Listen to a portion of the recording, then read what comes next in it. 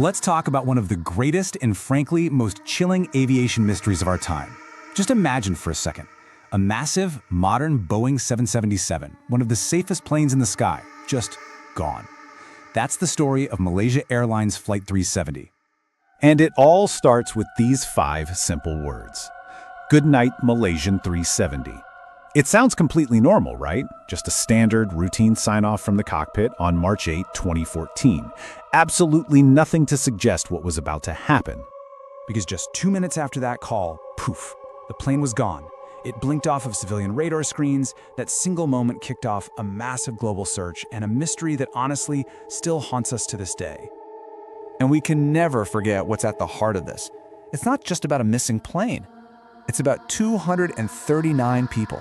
239 lives, including 5 children who are on board. For their families, the search for answers has never, ever stopped.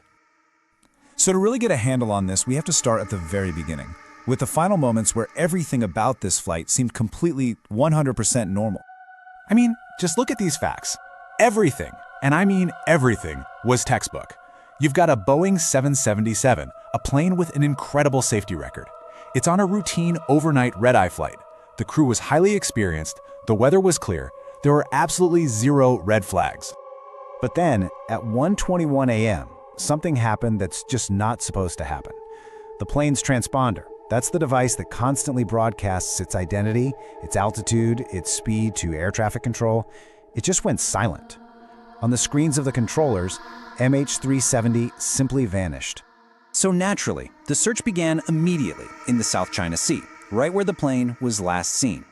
But then, a few days later, a shocking piece of information came out from military radar, and it changed everything. You see, unlike civilian radar, military radar doesn't need that transponder signal. It's primary radar. It just bounces radio waves off of objects in the sky. So it can see a plane even if that plane is trying to go dark. And what it saw was incredible. And this right here is the first major twist in the story. The military data revealed that MH370 didn't just fall out of the sky. No. Someone in that cockpit made a sharp, deliberate left turn and flew west, back across Malaysia, the complete opposite of where it was supposed to be going. This wasn't an accident. This was a controlled, intentional act.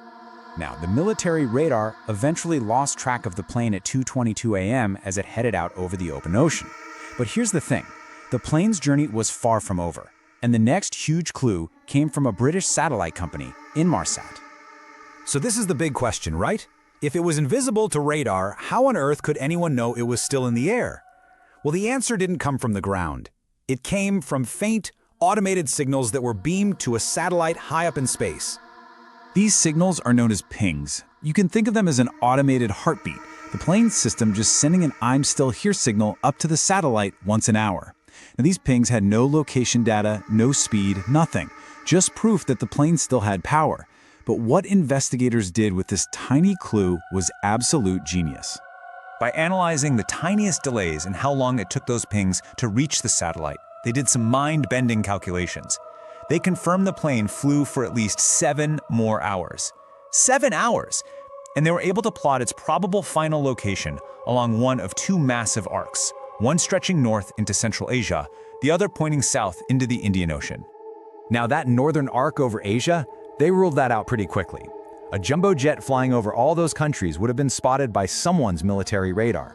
So by process of elimination, that left only one terrifying alternative: a long, silent flight south, over the vast, empty, and remote Indian Ocean. So the working theory became that the plane flew south until it simply ran out of fuel.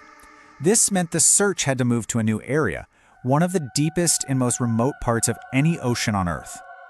You can see just how dramatically the search area shifted. We're talking thousands of kilometers south. This kicked off the largest, most expensive underwater search in history.